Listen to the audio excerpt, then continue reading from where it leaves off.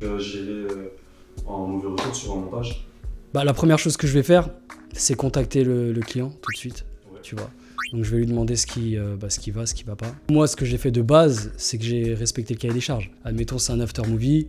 Le but, c'est que la vidéo elle dure une certaine durée, qu'il y a un certain type de son, etc. Après, s'il me dit qu'il aime pas, faut qu'il ait des raisons précises. Tu vois, des raisons particulières. Donc ça veut dire que si c'est une question de musique, bah ça fait chier. Clairement, ça fait chier, mais il faut remplacer la musique. Ce qui peut inclure le fait de devoir refaire le montage aussi derrière. Après, ça dépend le type de musique qu'il propose. Tu vois, c'est comme la dernière fois avec l'histoire du mariage. Je pars sur un montage avec une musique qui est totalement adaptée, qui est vraiment cool, et au final, on nous envoie une autre musique et qui est pas ouf du tout. Du coup, c'est compliqué, mais il faut respecter après les choix du client. Et comme je le disais dans une autre vidéo YouTube, il faut vraiment voir si c'est un point de vue genre en mode j'aime pas. J'aime ou j'aime pas, tu vois. Parce que c'est ça, le client il revient et il nous dit ouais, j'aime pas la vidéo. Mais je vais dire mais qu'est-ce que t'aimes pas dans la vidéo? Tu vois, c'est un problème de cadrage, c'est un problème de montage, c'est un problème de rythme. C'est quoi au final? C'est avant tout ça que je vais faire. Et après, le but du jeu, ça va être de régler le problème, surtout. C'est-à-dire de trouver une solution pour faire en sorte que le client valide la vidéo. C'est pour ça d'ailleurs qu'on fait en général une première proposition, ce qu'on appelle la V1. Donc on fait le montage, on fait une V1, on lui propose, ça te plaît pas, non j'aimerais modifier ci, j'aimerais modifier ça, tu modifies, ou alors pas. Parce que des fois, les clients, ils ont une vision du truc, mais ça reste nous les artistes. Donc au final, on sait ce qui est le mieux. Tu vois, ce qui est le plus vendeur et ce qui collerait le mieux avec l'image du client, en gros. Tu vois ce que je veux dire? Du coup, tu es constamment en fait en train de jongler entre la satisfaction du client et une certaine satisfaction artistique. Bah c'est ça, parce qu'au final, faut pas se travestir, comme je dis. Il y a deux écoles. C'est soit vraiment tu essaies d'imposer ta patte, tu vois, en disant voilà, moi, je suis ça, je fais comme ça. Et en général, le client, il t'a contacté parce qu'il aime ta touche. En général, tu lui montres d'abord ton travail et en fonction de ça, il valide pour voir s'il va partir avec toi ou pas. Moi, en général, c'est comme ça que je procède. J'aime bien qu'on m'amène une problématique, qu'on me dise, voilà, moi, je veux ce type de vidéo-là, comment faire? Tu vois, moi, je te dis, ok, ça marche. Bon, on va faire ci, ça. Et ça se planifie dès la préparation. C'est au début que tu vas savoir quel type d'événement c'est. Donc il va falloir que tu fasses des plans comme si par exemple c'est une vidéo de boîte de nuit, il faut quelque chose de dynamique, bah, tu sais que tu vas peut-être faire des plans un peu plus dynamiques, à main levée ou autre. Et si on est sur quelque chose d'un peu plus chic, un peu plus tranquille, bah là oui tu vas faire des plans un peu plus fluides, etc. Le but c'est de vraiment faire en sorte que le client ait une vidéo qui correspond à ce qu'il a en tête, tu vois, ou même dépasser ses attentes. Tu vois, c'est vraiment ça. Ça passe vraiment en fait par une compréhension de la demande du client. C'est pour ça qu'à la base, c'est super important de poser un maximum de questions. Comme ça, au moins, il n'y a pas de malentendu, il n'y a pas de quiproquo. Et après, le client, si derrière, il revient avec des revendications, bah, tu pourras lui dire, écoute, voilà, nous, on avait convenu ça. Tu vois, et au final, je vais pas refaire je sais pas combien de versions.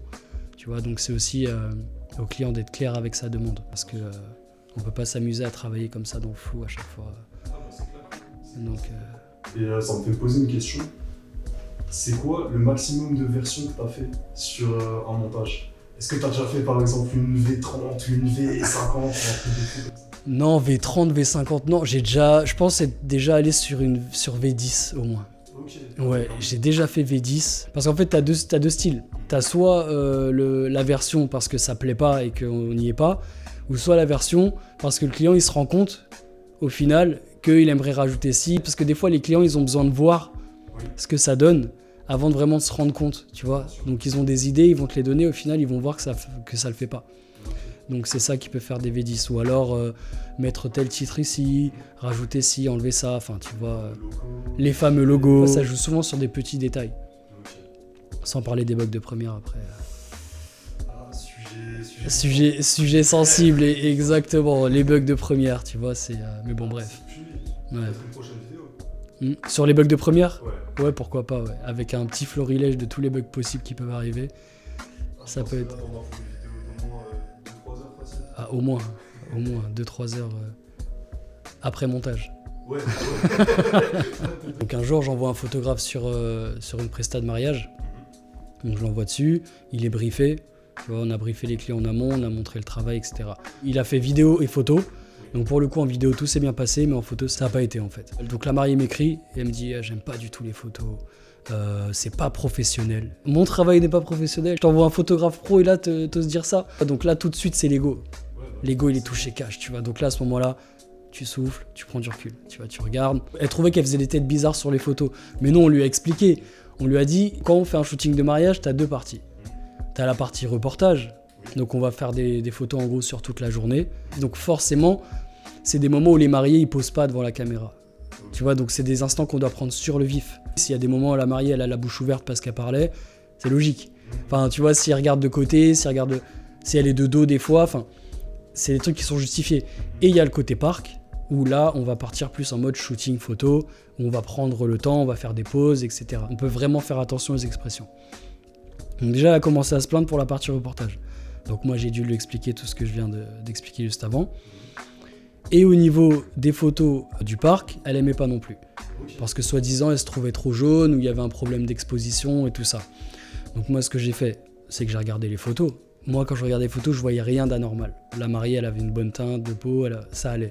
Donc ce que j'ai fait, je me suis dit, peut-être que c'est une question d'écran. J'ai regardé sur la télé, j'ai regardé sur mon téléphone, j'ai regardé sur... j'ai 2 écrans, donc sur mes 2 écrans. Honnêtement, ça allait. Donc moi, je lui ai demandé à la mariée. Je lui ai dit, vous l'avez regardé sur quel support ? Elle me dit, oui, j'ai le dernier iPhone, on a regardé sur l'iPhone, sur la télé et tout, ça va pas du tout, c'est pas propre. Donc j'ai montré ça à d'autres photographes, à d'autres collègues. Ils regardent, ils me disent, ça va, tu vois, c'est carré et tout ça. Étant donné qu'on a une obligation de résultat envers le client, on peut pas changer le visage de la personne. Donc moi, j'ai fait quelques ajustements. J'ai essayé de changer un peu la teinte de couleur, j'ai essayé de partir sur des choses un peu différentes, tu vois, qui auraient pu peut-être plus lui plaire. Tu vois, j'ai même rajouté du flou d'arrière-plan, des trucs pour rendre ça plus professionnel, comme elle dit. Mais en vrai, pour eux, professionnel, c'est t'as un joli flou en arrière-plan, ça y est, t'as une photo pro, quoi. Tu vois, c'est comme ça, enfin, pour certains clients, limite, tu vois. Donc c'est ça, pour eux, c'est ça une photo pro. Je l'ai même envoyé à un collègue pour lui demander de me refaire des retouches. Avec sa touche à lui. C'est-à-dire que j'ai envoyé plusieurs versions à la mariée, je lui ai montré, et pas moyen de lui faire entendre raison. Et elle me dit que c'est moi qui fais preuve de mauvaise foi. Je lui dis que non, nous, au niveau du travail, tout est carré. Donc il y a vraiment soit un problème de votre côté, soit c'est un problème de perception. Moi, je peux pas modifier ça, je peux pas changer ton visage en fait, et comment toi tu te vois. Finalité, ça s'est pas super bien terminé. On peut pas gagner à tous les coups, ça fait partie du truc. Moi, tout ce que je sais, c'est qu'on était dans les clous, on a accompli notre mission. Après, exactement, c'est cohérent. J'ai reproposé même un autre shooting. Si vraiment vous vouliez un shooting de star, on fait un shooting en studio, on se reprend un moment, on se fait un beau shooting bien travaillé, et tu n'auras que des photos en mode mannequin et tout ça, il n'y a pas de souci. Mais tout ça, fallait le préciser avant. Et on en revient à ce que je disais avant, si c'est pas précisé, si c'est pas bien clair au départ, voilà, on peut pas faire de la magie, je suis pas dans ta tête à un moment donné, donc voilà, c'est pour ça. Une question que je voulais te poser, et justement plus largement, sans rentrer forcément dans ce cas précis, mais comment tu fais pour gérer, par exemple, quand les clients te font des mauvais retours, est-ce que par exemple, si un client sur un montage, n'importe quoi, hein, d'un mariage, d'un événement ou quoi que ce soit, revient vers toi pour avoir des versions différentes, en fait, que tu fasses des modifications, est-ce que toi, tu le fais payer ? Ou est-ce que derrière, en fait, tu le fais juste, ou est-ce que tu as un quota peut-être à partir de 5 versions, là tu vas commencer à chiffrer ou... Ça va être au nombre d'allers-retours. Okay. En général, au bout du 4e, 5e aller-retour, ça va dépendre aussi du client. C'est un peu au cas par cas aussi. Okay. Tu vois, je vais pas dire à la tête du client, mais au cas par cas. Au bout d'un certain moment, je vais leur dire, écoutez, là voilà, on va vous facturer, parce que là c'est vraiment du temps de travail qui est supplémentaire par rapport au temps de travail qui était annoncé et estimé par rapport au devis qu'on a fait, tu vois, donc là va falloir commencer à payer. Mais en général, je reste assez souple, surtout quand c'est des demandes qui me semblent légitimes. Si c'est des trucs que moi je peux régler, parce que c'est une question technique et tout ça, je le règle. Mais encore une fois, il faut que ça respecte le cahier des charges. Au bout d'un moment, nous on a du boulot aussi, je suis pas tout seul à travailler, il y a d'autres personnes qui travaillent, qui s'activent, qui réfléchissent, qui prennent de leur temps, de leur énergie. Donc moi je peux pas me permettre de, à chaque fois, gaspiller du temps. Tu vois, donc le but c'est qu'on soit efficace et qu'on puisse rendre les projets le plus rapidement possible et satisfaire nos clients surtout.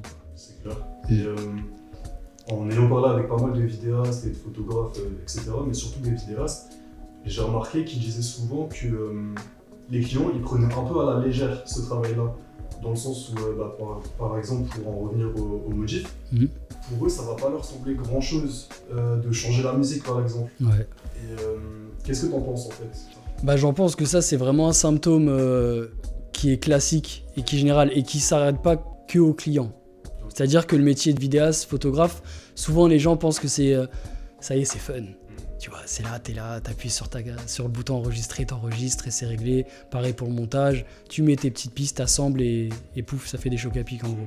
Mais non, et en fait, ils se rendent pas compte du temps de travail qu'il y a derrière. C'est ça en fait. Et c'est pour ça que souvent, quand tu leur annonces les chiffres sur le devis, ils bug. Ouais, mais qu'est-ce qui coûte aussi cher? Le prix que j'ai mis dans la caméra, dans mon ordinateur, le temps que j'ai passé à faire le montage, l'expertise. En fait, c'est ça, c'est qu'ils pensent que qu'en 2-3 clics, tu peux régler, modifier un montage comme ça, alors que non, en fait, c'est du temps.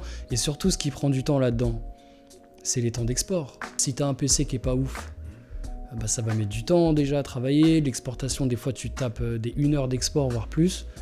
Tu dois renvoyer ça. Ils se rendent pas compte de tout ça en fait. Tu vois, refaire un montage, c'est refaire toute une dynamique, d'une musique à l'autre. Le montage, il a pas du tout la même tête. Sans compter aussi, je pense, l'espace de stockage. Dans le sens où je pense que tu as quand même pas mal de projets.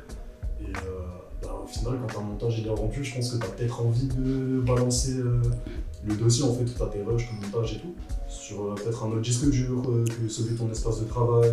Ouais, c'est ça, l'archiver, tu vois, d'archiver ton projet, de passer à autre chose, quoi. C'est toutes ces données-là qui font que souvent les gens se rendent pas compte en fait du travail que c'est derrière de manière générale, que ce soit en post-production et même sur les tournages. On est toute la journée debout, on court partout, on porte du matos qui fait 3, 4, 5 kilos. Il faut avoir vraiment les yeux partout, connaître les réglages. C'est ça qu'on fait payer en fait. C'est toute cette expérience-là en fait. Si derrière tu veux un résultat optimal, tout ça se paye. C'est clair. Même sans compter, je pense que le fait que en fait, t'es un prestataire, ça veut dire comme un traiteur ou un photographe ou en fait n'importe quel prestataire qu'il peut y avoir autour d'un mariage. Payer un prestataire, c'est pas payer un employé. Ça veut dire, si tu prends un prestataire et qu'il se déplace pour par exemple faire une journée de 12 heures non-stop où comme tu dis, il est réactif, il est là, il est dans l'action, il trouve des solutions, je pense que en fait, il faut s'attendre à payer un certain prix. C'est normal. C'est ça, en fait, parce que au-delà d'être un prestataire, t'as été une entreprise avec tout ce que ça comporte. Comme tu as dit, le temps de travail de manière générale, les taxes, les charges. Alors je voulais en venir à un sujet. C'est est-ce que ça t'est déjà arrivé de faire une erreur qui t'a causé certains problèmes au niveau d'une captation? Ouais, des erreurs qui m'ont coûté cher. Voilà, c'est ça. Ouais. J'en ai fait en prod, donc sur les tournages, et j'en ai fait aussi en post-production, après les tournages. On va dire que la plus grosse erreur que j'ai pu faire, c'est au niveau du son. Okay. Ouais, j'ai eu des cas où, sur certains mariages par exemple, ou même des interviews, c'est déjà arrivé sur une interview, t'as le micro qui se débranche, et tu t'en rends pas compte. Parce que t'es dans le jus, t'es dans le truc, tu fais attention à ton cadrage, mais tu regardes pas forcément ton vue-mètre, enfin des trucs comme ça. Tu rentres chez toi, tu te rends compte que t'as 10 minutes de rush sans son, quoi. Wow. Et c'est du son que tu devais laisser dans les vidéos, dans le montage. Là, je peux dire que t'as un bon coup de chaud, tu vois. Ça, c'est vraiment une des plus grosses erreurs que j'ai parce que je prêtais pas assez attention au son. Je me disais que la vidéo, c'est cool, c'est carré. Mais je vérifiais pas assez le son, alors que c'est audiovisuel, hein. Ça veut dire ce que ça veut dire, quoi. C'est d'abord le son avant la vidéo en vrai. Et comment tu gères ça après avec les clients, etc. Si jamais ils te demandent pourquoi là on n'a pas l'audio, tu leur expliques tout simplement. Écoutez, j'ai eu une erreur technique. Ça arrive, donc maintenant après c'est au client de faire preuve d'empathie et de compréhension. Donc je sais que c'est pas facile parce que t'engages un prestataire, tu payes un certain prix. Mais ça arrive, c'est jamais du 100%, ça peut arriver. Donc après là, le truc, c'est pas remettre la qualité de son travail en question, mais apprendre quand même la leçon. Tu vois, c'est-à-dire que la prochaine fois, tu vérifieras régulièrement que le son est bien branché, tu feras attention. Moi par exemple, ce que j'ai fait, pour plus que ça arrive, j'ai retiré l'attache pour mettre là où on attache la dragonne en fait sur la caméra. En fait, t'as une espèce de petit crochet. Et en fait, ce crochet, il frottait sur la prise jack. Donc quand je bougeais trop, ça débranchait le micro. Mais le problème, c'est pas que ça débranchait le micro entièrement, Parce qu'au pire, j'ai le son de la caméra qui prend le relais. Non, c'est ça de la branche entre les deux. Donc t'as ni le son de le micro, ni le son de la caméra. Donc là, tu l'as dans le... Tu vois ce que je veux dire? T'es mort. T'es mort dans le film à ce moment-là. Donc t'apprends la leçon. Après, j'ai une autre anecdote, comme je disais juste avant, c'est en post-production. Bah, je vais pas passer par 4 chemins, c'est perdre des rushs, quoi. Tout simplement perdre des rushs. Ça m'est arrivé une fois sur un mariage, et là c'est chaud. C'est chaud de ouf. Ma première chose, c'est que j'ai essayé de les récupérer. J'étais sûr d'avoir enregistré, donc j'ai pas oublié d'appuyer sur REC, mais peut-être que c'était pendant la copie. Donc ça se trouve, il y a une erreur au niveau de la carte. Des fois, ce qui peut arriver, c'est quand tu utilises 2 cartes mémoire et que tu es amené à changer, bah, il y a le nom des fichiers. Et d'une carte à l'autre, bah, ça se peut que ce soit les mêmes noms. Donc toi, tu fais ton copier-coller, il va te dire voulez-vous remplacer ou quoi. Toi, tu te dis ah non, c'est bon, c'est les mêmes rushs, je les ai déjà, tu remplaces et boum. Au final, tu as perdu toute ta première carte limite. Je pense que c'est l'erreur que j'ai faite à ce moment-là. Tu vois. Ou alors c'est une erreur, c'est un problème informatique. Là, à l'heure actuelle, j'arrive pas encore vraiment à déterminer l'origine de ce problème-là. J'ai même acheté des logiciels pour récupérer les données sur la carte. Bon, évidemment, ça n'a pas fonctionné. Voilà. Donc pas le choix, je l'ai annoncé au client, quoi. Et là, bah, c'est l'hécatombe. Je pense qu'en fait, en soi, là c'était sur un mariage, hein, c'est ça. Je pense qu'en soi, sur plus ou moins n'importe quel autre prestat, tu peux proposer au client de refaire. Peut-être par exemple sur un clip ou un événement, ça peut être un peu plus compliqué, mais ce genre de prestation-là, ou une interview, tout simplement. Mais un mariage, en soi, tu peux pas demander au client de refaire le mariage juste parce qu'il y a eu un problème de rush. Exactement. Et le gros problème, il est là. C'est que sur un mariage, t'as pas le droit à l'erreur. Tu vois, t'as pas le droit à l'erreur. Tu peux leur proposer un remboursement. Tu peux leur proposer un autre film ou une séance gratuite ou je ne sais quoi. Mais il n'y a rien qui pourra remplacer ça. La déception, elle est là, tu peux pas la rembourser en fait. Là, c'est des souvenirs, tu vois, ça s'achète pas, les souvenirs, ça se recrée pas, quoi. Donc c'est pour ça, à ce moment-là, bah, tu présentes des excuses sincères, tu prends sur toi et en espérant que les mariés soient compréhensifs et ils viennent pas frapper en bas de ta porte. Armé, quoi. De toute façon, je pense que dès que ça touche un peu à l'aspect émotionnel, on peut pas vraiment contrôler la réaction des gens. Exactement. Et la question que je voulais te poser, c'est dans ces cas-là, est-ce que tu rembourses le client ou juste, en gros, vous serrez la main et... Si l'option du remboursement passe, parce que c'est la première chose que je vais proposer, c'est de rembourser soit partiellement, parce que bon, Dieu merci, j'ai pas perdu toutes les images, j'ai perdu une partie des images. Soit je rembourse à hauteur de ce qui a été perdu, soit même s'il le faut, je rembourse tout. C'est pas grave. Ça montre en fait ma bonne foi. Tu vois, et le fait que j'ai compris que j'ai fait une erreur, mais en général, ils me le disent. Ils me disent oui, mais nous on s'en fout, c'est pas l'argent qui nous intéresse. Nous, c'est les souvenirs. Je veux mes images. Je veux mes photos. Ouais, mais comment je fais? Ça doit être compliqué. Tu vois? Ouais, c'est compliqué. Et du coup, bah, c'est à ce moment-là où il faut pas remettre la qualité de son travail en question, comme j'ai dit avant. Faut pas tout. Ça arrive, c'est fait. C'est dans ces moments-là que tu apprends. Si tu fais de la vidéo et que tu te plantes pas, n'importe quel métier, n'importe quelle de toute façon, même en sport, c'est pareil. Si tu te plantes pas, t'apprends pas. Ça fait partie du chemin et c'est comme ça que tu évolues et que tu te prépares à l'avenir justement au mieux pour pas te retrouver dans des situations comme ça. Tu vois, c'est vraiment ça. Donc si je devais conseiller des jeunes vidéastes et tout ça, c'est vraiment se préparer à toutes les éventualités. Ne pas dérusher après le tournage, là je sais pas, t'as fini les 3h du matin, tu rentres chez toi, t'es KO, tu fais pas attention, une erreur est vite arrivée en fait si tu fais pas preuve de concentration ou quoi. Prenez le temps, laissez le matos, allez vous reposer, vous revenez le lendemain dessus, la tête reposée, vous faites votre dérushage, vous prenez le temps et après c'est bon. Et vous sauvegardez vos rushs sur plusieurs disques durs. Parce que au-delà de ça, j'ai déjà perdu des disques durs. Et là je peux te dire que quand tu perds des années de travail sur un disque dur, ah mon gars, c'est chaud. Parce que des fois, t'as des clients, ils vont revenir 5-6 ans après, tu sais pas d'où ils débarquent, ils vont te demander « Tiens, est-ce que t'as des images du tournage qu'on a fait il y a 6 ans hein ?» Ça arrive, hein.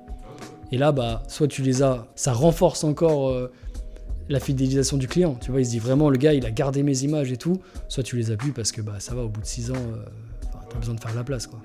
Mais dans tous les cas, investir dans plusieurs espaces de stockage pour pouvoir faire des backups tout simplement. Par exemple, moi j'ai investi dans un serveur NAS où j'ai plusieurs disques durs qui copient en relais à chaque fois. Tu vois, comme ça au moins je sais que en plus de mes disques durs externes, j'ai le serveur aussi en backup au cas où. Et c'est là en vrai, en fait, au final, on peut voir, pour revenir à ce que tu disais un peu plus tôt, au fait d'apprendre de ses erreurs. Parce qu'au final, tu as eu des problèmes de stockage, tu as investi, tu as acheté un serveur NAS, et maintenant, je pense que tu es un peu plus sécure au niveau du stockage, etc. Donc je pense que ça peut t'enlever un certain poids. Et même, petite anecdote, je vois ce que tu veux dire quand tu dis par rapport à la première carte SD, la deuxième carte SD au niveau des noms. Parce que sur les montages que j'ai pu faire, que tu m'as envoyé, souvent quand tu changes de carte, je vois qu'en fait tu fais 2 dossiers séparés. J'ai le premier dossier rush, le deuxième dossier rush. Voilà. Exactement, tu vois. Et même des fois je fais journée, soirée, tu vois, je les renomme comme ça, au moins je suis sûr de pas me planter, tu vois. Parce que, comme tu as dit, j'ai appris de mes erreurs et plus jamais un truc comme ça m'arrive. C'est trop douloureux. Il n'y a rien de pire en fait que de devoir courber les chines comme ça, là, baisser la tête. Et pourtant, ça fait un bon moment que je fais ça. Tu vois, mais c'est pour ça que je le dis, hein, attention, hein, c'est pas parce que ça fait des années que vous faites de la vidéo là qu'il faut se reposer sur ses lauriers. Tu vois, c'est super important, ça peut arriver à n'importe quel moment. Et en général, c'est quand on est plus souvent dans sa zone de confort qu'on fait le plus d'erreurs. De plus en plus de logiciels qui sortent, de plus en plus d'options, des types de plans qui peuvent être un peu différents comparé à ce qu'il y avait avant. Donc qu'est-ce que tu en penses de ça, de l'évolution technologique Je pense qu'il faut se mettre à la page. En fait, pas le choix. Pas le choix, même si t'es un ancien et que tu veux continuer à perdurer dans le métier, c'est à l'image de la musique. Hein. Ouais. Voilà, on prend l'exemple d'un Booba, il a compris quoi. Il a traversé les époques, c'est pas pour rien. Parce qu'il a su s'adapter et se renouveler à chaque fois. Donc il faut garder sa touche, évidemment, mais il faut faire avec les nouvelles technologies, les nouveaux outils et surtout les nouvelles demandes. Tu vois, c'est important. Maintenant, l'ère est au vertical. Pas le choix, hein. Tu tournes ton appareil, tu tournes en vertical, c'est tout. Parce qu'on est à l'ère des réseaux sociaux et que c'est le format le plus adéquat, le plus consommé, donc t'as pas le choix. Tu vois, ça fait partie des choses. Maintenant, il y a les IA aussi, tout ce qui est intelligence artificielle. Faut faire avec. C'est soit tu te laisses dépasser, et après tu pleures. Tu vois ce que je veux dire, il te reste plus que tes yeux pour pleurer. Ou alors tu restes bloqué à un certain palier, soit tu t'adaptes. Et tu fais en sorte de te servir comme il faut de ces outils-là pour améliorer la qualité de ton travail et rester dans le circuit. C'est surtout ça, quoi. Au sujet des IA, qu'est-ce que tu penses que pas mal de gens, dans beaucoup de métiers, notamment la vidéo et plus le côté post-production, s'inquiètent sur le fait que les IA sont en train de se développer et ont peur que ça prenne leur place au lieu d'être un outil? En fait, l'avantage qu'on a quand même dans la vidéo et la photo, c'est qu'il faut bien que quelqu'un la pilote, l'IA. Donc en fait, il n'y a personne qui va pouvoir allumer le logiciel à ta place, faire des trucs comme ça. Je pense que si tu t'en sers bien, ça peut être qu'un avantage pour te faire gagner en temps et en productivité. Où on va être remplacé littéralement par une machine qui va travailler à ta place et qui va te prendre ta place et ton boulot. En post-production, pour moi, c'est moins problématique. Après, si, la crainte, c'est quoi? C'est d'éteindre son cerveau et de plus pouvoir faire sans. Le réel danger, il est là. C'est de se dire que sans l'IA, je prends l'exemple du site Adobe Podcast. C'est un site sur lequel tu mets ta musique, qui te corrige ta piste son automatiquement. Là, le risque, c'est quoi? C'est de te laisser aller. C'est-à-dire que tu vas enregistrer un son, tu vas dire, oh, c'est pas grave, le son, il est un peu dégueu, mais l'IA... il va faire le taf. Mais toi, au final, est-ce que tu as appris à bien enregistrer ton son, à bien régler les niveaux? Est-ce que tu connais tout ça? Non? Donc au final, le jour où l'IA saute, tu fais comment? Ouais, donc en fait, au final, faire en sorte d'être le moins dépendant de ça, quoi. C'est ça. Ouais, faut garder l'esprit vif. Faut se dire que c'est un outil, mais faut pas en être dépendant. Okay. Mais là, par contre, où il y a un risque, dans la vidéo, ou moins peut-être dans la photo, c'est qu'on trouve des outils pour remplacer les caméramans. Carrément. Ça, c'est probable. On a déjà les caméras robots là, les Bolt, je crois que ça s'appelle. Faut être malin pour en tirer le maximum et pas te laisser dépasser. Au niveau de la progression technologique, entre le moment où tu as commencé la vidéo et maintenant, est-ce que tu as vraiment senti une grosse différence? Ou en fait, au final, la base, ça reste toujours la même? La base, ça reste toujours la même.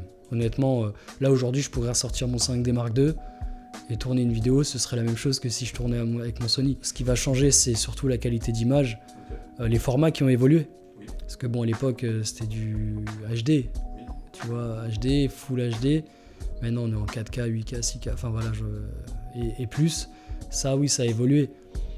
Les appareils sont plus performants, mais la base reste la même. Okay. Tu vois, c'est pour ça que dans mes formations, j'essaie vraiment de faire en sorte que les apprenants ne se basent pas sur leur matériel. C'est pas la caméra qui fait le taf, c'est toi qui fais le taf derrière la caméra. Okay. Tu vois, donc Si tu as ces notions de base en vidéo, en fait, tu pourras aussi bien filmer avec un Wiko que filmer avec une caméra à 60 000 balles, en fait. Tu vois, il faut juste savoir ce que tu fais. Et ça, c'est important. Mais sinon, non, c'est resté la même chose. Avant, nous, on prenait une caméra, on la posait sur un trépied, plan large, plan serré, tu poses face à la caméra et c'est réglé. Après, tu as eu les stabilisateurs. Donc l'époque, un peu Chris Macari, tout ça, hop, tu cours avant, en arrière, droite, gauche, c'était ça. Maintenant, c'est plus le côté main levée, le côté un peu rétro. Tu vois, image un peu abîmée, caméra qui bouge un peu. Ouais, ça évolue tout le temps en fait, c'est des cycles. Mais pour moi, dans tous les cas, il faut que tu saches justifier pourquoi tu as fait ça de telle manière en fait. Tu vois, comme quand tu mets un effet, une transition ou quoi, moi je veux pouvoir à chaque fois justifier l'utilisation de tel effet ou telle transition. Et les effets sont vraiment là pour sublimer l'image, c'est pour ajouter un plus, mais tu dois pas t'en servir en disant ouais, grâce à cet effet-là, ma vidéo sera mieux. Tu vois, moi j'appelle ça un cache-misère. Tu vas pallier à la médiocrité de tes plans qui vont être super moyens en disant que ouais, au montage tu vas réparer, que l'effet par-dessus il va venir. Non, ça marche pas comme ça. Ah, un peu à l'image des gars, je citerai pas de nom, hein, ils sont un peu connus dans le métier, mais un peu à l'image de ceux qui ont parfois une qualité vidéo pas super optimale et qui vont rajouter un petit filtre VHS. Le fameux filtre VHS rétro qui va abîmer encore plus l'image et tu dis ok, ça passe. Alors qu'à la base l'image elle est pas ouf quoi, elle est vraiment moche, voilà. C'est un bon exemple ça, tu vois, ça justifie, c'est l'art comme ils disent. C'est mon choix, c'est ma vision, c'est abstrait exactement, non ça marche pas comme ça, il y a des codes à respecter les gars et puis après tu rajoutes ta touche mais il faut que tu puisses justifier ça, tu vois, fais pas ça au hasard comme ça en disant que ouais, l'effet il est sympa, non, pour moi ça c'est pas faire preuve de créativité. Je vais tout de suite voir si c'est un cache-misère ou si c'est vraiment justifié et que ça ajoute une vraie plus-value au storytelling de la vidéo. Pour maîtriser ton art avant de le... J'aime pas trop ce mot, mais de travestir. Oui, c'est ça, de l'approprier quoi. Et d'en faire un peu ce que tu veux, c'est exactement la même chose. Maîtrise tes bases et après, amuse-toi. Tu vois, et c'est ce que je dis à certains cadreurs que j'envoie sur des prestations. Tu sécurises, tu me fais un plan sans trop de mouvement, sans truc de ouf. Tu me sécurises ça et après tu t'amuses si tu veux. Mais sécurise-moi ce plan s'il te plaît. Me fais pas un truc de ouf si derrière ça peut merder. Et voilà, c'est irrattrapable. C'est d'abord fais les choses en bonne et due forme et après si tu veux t'éclater, tu t'éclates. Y a pas de souci. C'est du bonus en fait. C'est ça, c'est du bonus, c'est ta touche artistique, y a pas de problème. Mais déjà, je t'ai montré cet exemple-là, ça ressemble à ça. Fais-moi ça. Je sais pas si ça t'est déjà arrivé, mais tu tournes une vidéo où le client a une attente particulière que toi tu vas rendre et où tu te dis bon, les images que j'ai fait elles sont bien et derrière j'ai peut-être une autre idée, d'autres musiques à mettre dessus ou quelque chose comme ça. Est-ce que ça t'est déjà arrivé ce genre de C'est choses? souvent le cas parce que on est à l'ère des réseaux. Donc ça veut dire qu'on est à l'ère des vidéos courtes. Tu vois, donc des fois il y a des événements qui durent des fois 8 heures sur toute une journée ou quoi. Il faut en faire un teaser de 30 secondes, 1 minute. Si tu filmes beaucoup, comme moi, et que t'aimes bien prendre plein d'angles de vue, essayer plein de choses différentes, il faut trancher au montage et c'est frustrant.